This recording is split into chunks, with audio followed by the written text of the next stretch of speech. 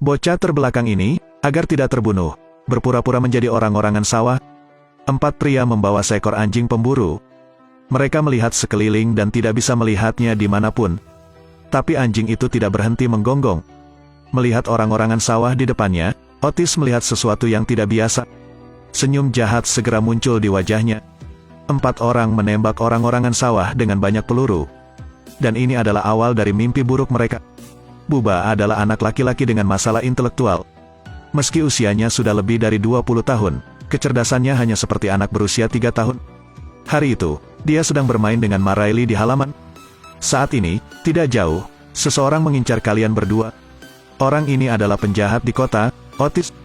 Dia segera berselingkuh dengan Mariley. Melihat perilaku mesra keduanya membuatnya sangat cemburu. Ketika keduanya melewati halaman tertentu, Mariley dengan penasaran tertarik pada mainan itu. Mariley merangkak melewati pagar untuk masuk. Tak disangka, begitu memasuki tempat itu, ia diincar oleh anjing ganas di dalam. Kemudian anjing galak itu melompat ke arah gadis itu. Di saat kritis, Bubba mendobrak pagar dan berlari masuk. Menunggu Bubba membawa pulang Mariley. Kemudian ibunya mengira Bubba telah menyakiti putrinya, begitu ketakutan hingga dia berteriak. Pada saat yang sama, Otis yang jahat juga mengetahui bahwa Mariley terluka. Dia mengira Mariley sudah mati, jadi dia memimpin anak buahnya dan anjing pemburu untuk mencari Bubba. Bubba ketakutan dan lari pulang untuk meminta bantuan ibunya. Ibunya menyuruhnya melarikan diri dengan cepat, meninggalkannya untuk berurusan dengan mereka. Ketika mereka datang ke rumah, sang ibu keluar dan berkata bahwa putranya bukanlah pembunuhnya. Tapi Otis tidak percaya dengan apa yang dia katakan. Berkat anjing 4 orang itu, keberadaan Bubba ditemukan. Kemudian, mereka melepaskan tembakan dan membunuhnya. Saat ini, telepon di dalam mobil tiba-tiba berdering. Dokter mengatakan bahwa Mariley hanya mengalami luka ringan dan sekarang sudah keluar dari rumah sakit. Bubba bukanlah pembunuhnya, sebaliknya, dia menyelamatkan gadis itu. Orang-orang yang mendengar berita ini menjadi tegang. Tapi Otis mengambil trisula dan meletakkannya di tangan Bubba. Memalsukan adegan berpura-pura bahwa mereka tidak bersalah. Bubba, untuk menghindari pembunuhan para penjahat, berpura-pura menjadi orang-orangan sawah. Dia ditembak 80 kali berturut-turut oleh penjahat Otis. Kemudian mereka meletakkan trisula di tangannya. Buat adegan palsu. Beberapa hari kemudian, ibu Bubba menggugat mereka berempat ke pengadilan. Kedua belah pihak berdebat sengit di pengadilan. Tapi ibu Bubba tidak punya bukti. Jadi pengadilan hanya perlu menyatakan tidak bersalah untuk membebaskan orang. Ibu Bubba langsung mogok di pengadilan, mulai rusuh. Akhirnya, dia diseret oleh keamanan.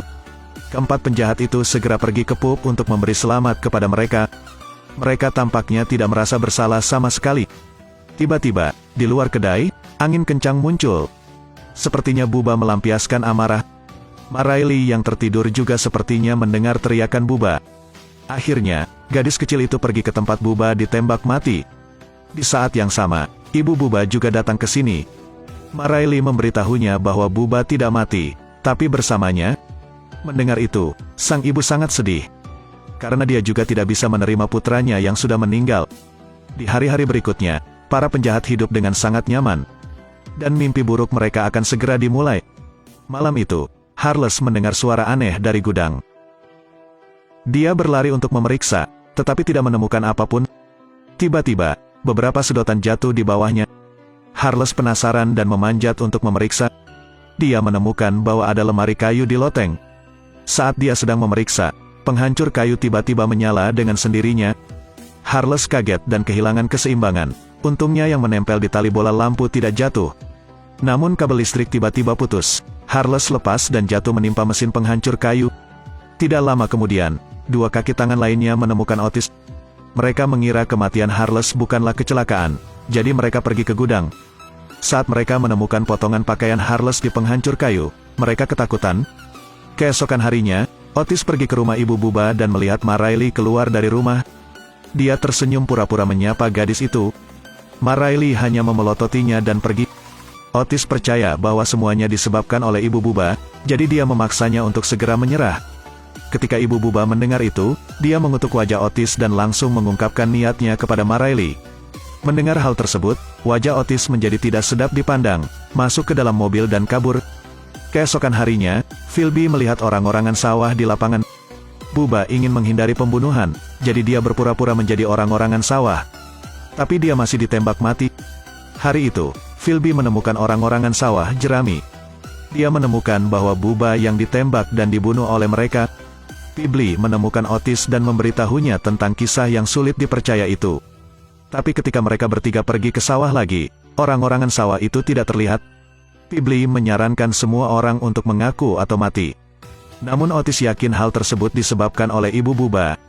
Jadi dia pergi ke rumah Bubba lagi. Dia mencari ibunya dan bertanya apakah dia penyebab semua ini. Sang ibu tiba-tiba terserang penyakit jantung, meninggal dengan sangat cepat. Otis juga terancam kehilangan jiwa astralnya. Tepat ketika dia hendak melarikan diri, dia secara tidak sengaja melihat ketel air mendidih. Jadi dia membuka kunci kompor gas. Terdengar ledakan keras, rumah Bubba diledakkan. Keesokan harinya, polisi menganggap ledakan itu sebagai insiden yang tidak disengaja. Nama Otis kembali terjerat undang-undang. Tapi segera Philby harus menerima hukuman. Malam itu, Philby mendengar gerakan di luar, jadi dia keluar untuk memeriksa. Ternyata itu adalah suara rantai besi yang membentur tembok. Tepat ketika dia panik, dia melihat sosok hitam menyelinap ke rumahnya. Dia segera naik ke dalam mobil untuk bersiap berlari, tetapi mobil tidak dapat dinyalakan. Tidak mungkin, dia hanya harus bersembunyi di gudang terdekat. Mendengar suara langkah kaki menghilang, Philby menarik napas lega. Tetapi ketika dia akan pergi, dia menemukan bahwa pintunya terkunci. Selanjutnya, mesin di luar tiba-tiba hidup. Sejumlah besar sekam padi dituangkan ke dalam gudang. Tidak lama kemudian, dia tenggelam. Setelah mendengar bahwa Philby sudah mati, Skeeter mengalami krisis. Dia bertekad untuk menyerahkan diri, tetapi dihentikan oleh Otis. Ingin mengusut lebih jelas, kedua pria itu langsung pergi menggali kuburan Bubba. Namun saat tutup peti dibuka, jenazah Bubba tidak ditemukan di dalamnya. Skeeter sangat ketakutan sehingga dia berteriak.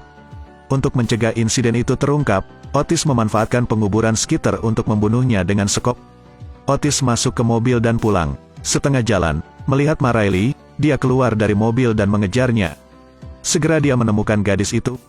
Tepat ketika dia hendak mengambil tindakan, derek di belakang punggungnya tiba-tiba menyala. Mariley juga mengambil kesempatan untuk melarikan diri. Melihat bangau itu datang ke arahnya, Otis ketakutan dan berbalik untuk melarikan diri. Akibatnya, dia menikam trisula di tangannya. Trisula inilah yang melukai Bubba. Otis jatuh hingga tewas, Bubba pun berhasil balas dendam.